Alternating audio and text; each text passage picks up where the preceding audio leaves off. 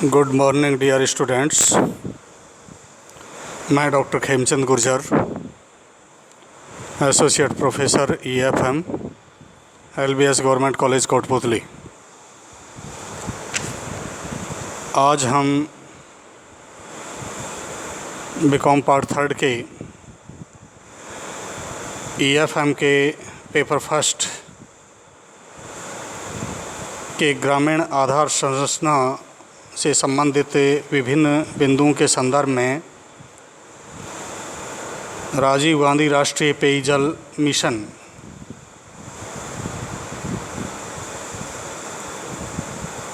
कार्यक्रम के बारे में और NRHM के बारे में चर्चा करेंगे।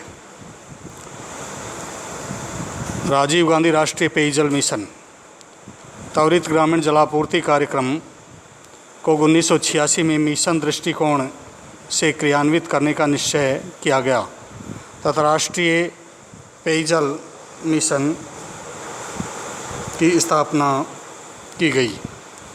वर्ष 1991 में राष्ट्रीय पेयजल मिशन का नाम बदलकर राजीव गांधी राष्ट्रीय पेयजल मिशन कर दिया गया। वर्तमान में त्वरित ग्रामीण जलापूर्ति कार्यक्रम को राजीव गांधी राष्ट्रीय पेयजल मिशन के द्वारा क्रियान्वित किया जा रहा है। इस मिशन के प्रमुख उद्देश्य इस प्रकार से हैं। नंबर 1, सभी ग्रामीण बस्तियों विशेषकर जहां अभी तक पेयजल की सुविधा नहीं है उनमें सुरक्षित पेयजल की आपूर्ति सुनिश्चित करना। नंबर 2, प्रणाली एवं संसाधनों को निरंतरता सुनिश्चित करना तथा नंबर 3, प्रभावित बस्तियों में पानी की गुणवत्ता संबंधी समस्याओं का समाधान करना। ग्रामीण आधार संरचना का विकास एवं शिक्षा मानव पूंजी निवेश का महत्वपूर्ण घटक है। भारत में वर्तमान में GDP का लगभग 4% शिक्षा पर व्यय किया जा रहा है, जबकि GDP का 6% शिक्षा पर व्यय करने का लक्ष्य रखा गया है। यद्यपि विगत 2 दशक में साक्षरता की दर में काफ़ी सुधार हुआ है, परंतु ग्रामीण क्षेत्रों में साक्षरता की स्थिति अच्छी नहीं है। ST SC पिछड़ा वर्ग एवं स्त्री शिक्षा की दृष्टि से ग्रामीण भारत बहुत पिछड़ा हुआ है। इसका प्रमुख कारण ग्रामीण क्षेत्रों में शिक्षा संबंधी आधारभूत संरचना का अभाव रहा है। देश के लाखों गांव अभी भी विद्यालय भवनों एवं शिक्षकों से वंचित हैं। जिन गांवों में विद्यालय स्थापित किए गए हैं वहां पेयजल, आवास, सड़क, बिजली आदि की कमी के कारण शिक्षक प्राय अनुपस्थित पाए जाते हैं। यदि ग्रामीण क्षेत्रों में शिक्षा का विकास करना है तो शिक्षा संबंधी आधार संरचना के साथ साथ मूलभूत सुविधाओं का विकास करना भी नितांत आवश्यक है। शिक्षा संबंधी ढांचे का विस्तार करने की दृष्टि से सरकार ने प्राथमिक शिक्षा को सर्वोच्च प्राथमिकता दी है। केंद्र सरकार ने इस संबंध में अनेक कार्यक्रम शुरू किए हैं, जैसे ऑपरेशन ब्लैक बोर्ड, जिला प्राथमिक शिक्षा कार्यक्रम DPP, शिक्षा गारंटी स्कीम एवं वैकल्पिक तथा अभिनव शिक्षा, महिला सामर्थ्य शिक्षक शाखा, प्राथमिक शिक्षा के लिए पोषाहार सहायता हेतु राष्ट्रीय कार्यक्रम, लोक जुम्बिश, शिक्षाकर्मी परियोजना, जनशाला कार्यक्रम एवं प्रधानमंत्री ग्रामोदय योजना प्राथमिक शिक्षा घटक के रूप में और सर्व शिक्षा अभियान इत्यादि। देश में ग्रामीण क्षेत्रों में शिक्षा की गुणवत्ता में सुधार करने की दृष्टि से नवोदय विद्यालय स्थापित किए गए हैं। इन विद्यालयों की प्रबंध समिति अपने विद्यालय में आधारभूत सुविधाओं के विस्तार एवं रोजगार से जुड़े हुए कार्यक्रमों का संचालन करती है। 1992 में यथा संशोधित राष्ट्रीय शिक्षा नीति 1986 में प्रारंभिक शिक्षा के संबंध में 3 मुख्य बातों पर बल दिया गया। नंबर 1, सार्वभौमिक पहुंच और नामांकन। नंबर 2, 14 वर्ष तक की आयु के सभी बच्चों को स्कूली पढ़ाई नहीं छोड़ने देने के लिए प्रोत्साहित करना। नंबर थर्ड, सभी बच्चे शिक्षा के आवश्यक स्तरों को प्राप्त कर सकें, इसके लिए शिक्षा की गुणवत्ता में ठोस सुधार। अब इसके बाद जलापूर्ति शिक्षा के बाद हम ग्रामीण स्वास्थ्य आधार संरचना की बात करते हैं। ग्रामीण स्वास्थ्य आधार संरचना न्यूनतम आवश्यकता कार्यक्रम के अंतर्गत ग्रामीण स्वास्थ्य आधार संरचना के विकास पर सरकार विशेष ध्यान दे रही है, ताकि ग्रामीण जनता को स्वास्थ्य के देखभाल संबंधी सेवाएं प्रदान की जा सकें।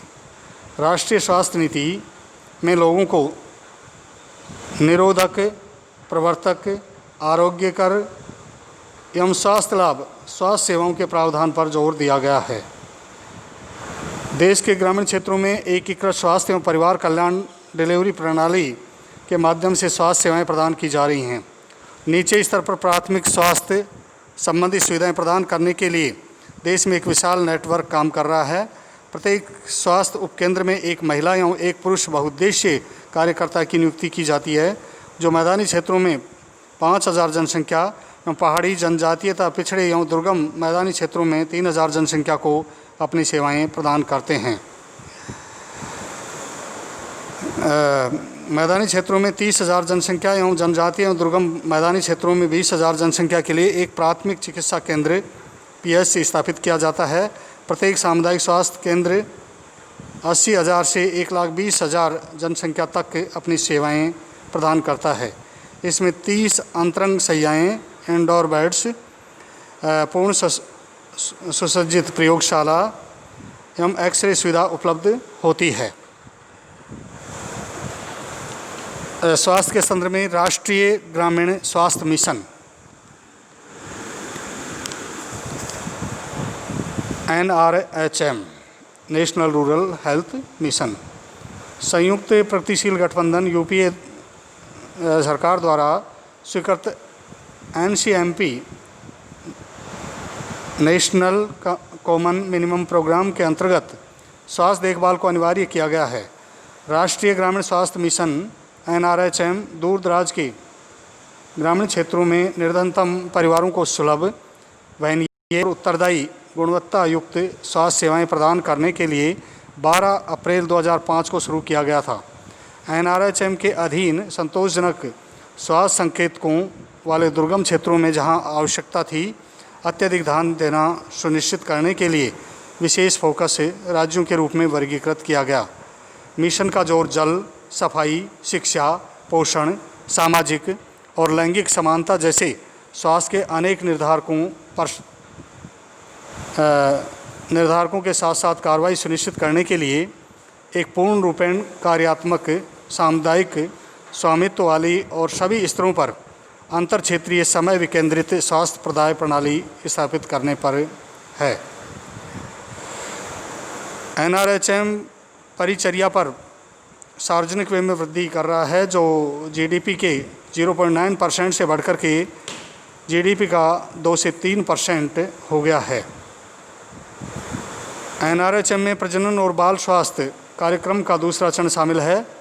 RCH कार्यक्रम चरण सेकंड को 1 अप्रैल 2005 से 5 वर्ष की अवधि के लिए चलाया गया है। इसका उद्देश्य मातृ और शिशु रुग्णता एवं मृत्यु के साथ साथ अनचाही गर्भावस्था में कमी लाने और जनसंख्या स्त्रीकरण की ओर अग्रसर होने के परिवार कल्याण के कार्यक्रमों के प्रदर्शन में सुधार लाना है। राष्ट्रीय ग्रामीण स्वास्थ्य मिशन NRHM का दृष्टिकोण, जिसके विभिन्न बिंदु हैं। कमज़ोर जन स्वास्थ्य निर्देशकों या कमज़ोर आधारभूत ढांचे वाले 18 राज्यों पर विशेष ध्यान केंद्रित करते हुए पूरे देश में क्रियान्वित किया जाएगा। नंबर 2, गुणवत्ता वाली स्वास्थ्य परिचर्या की उपलब्धता और उसकी सहज प्राप्ति में सुधार लाना। तीसरा, पोषाहार, सफाई, स्वास्थ्य और शुद्ध पेयजल जैसे स्वास्थ्यवर्धक और अच्छे स्वास्थ्य के निर्धारकों के बीच बेहतर तालमेल स्थापित करना। नंबर 4, व्यापक स्वास्थ्य देखभाल को सुसाध्य बनाने के लिए भारतीय औषध प्रणाली को मुख्य धारा में लाना। नंबर 5, स्वास्थ्य सुपुर्दगी प्रणाली की अवशोषी क्षमता में वृद्धि करना जिससे यह बढ़े हुए आवंटनों का संचालन कर सके। नंबर 6, आयोजन प्रक्रियाओं के दौरान समुदाय को भी शामिल करना, आधारभूत ढांचे का उन्नयन करना, क्षमता निर्माण तथा स्वास्थ्य क्षेत्र के लिए निधियों का आवंटन बढ़ाना। और इसी के साथ NRHM और परिवार कल्याण के लक्ष्य,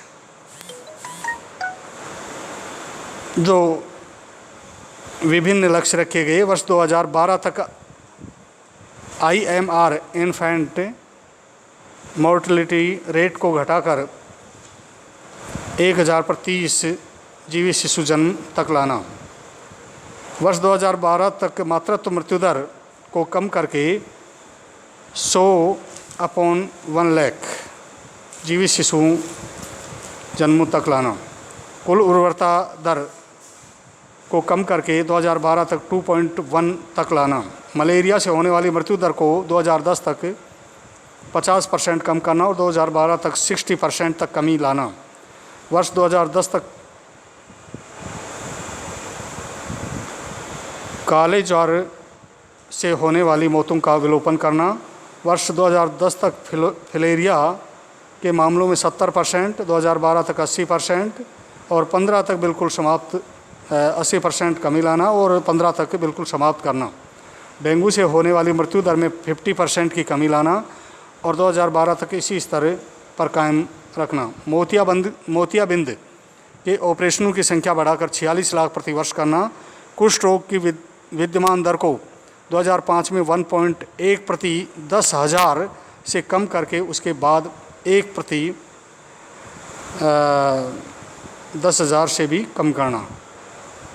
तपेदिक DOTS श्रृंखला संपूर्ण मिशन अवधि के दौरान 85% इलाज दर बनाए रखना। इसी के साथ आप सभी को बहुत बहुत धन्यवाद। ग्रामीण आधारभूत संरचना से संबंधित अन्य जो संचार व्यवस्था, टेलीफोन या संचार व्यवस्था से संबंधित बिंदु है, उसको हम अगले व्याख्यान में चर्चा करेंगे। Thank you.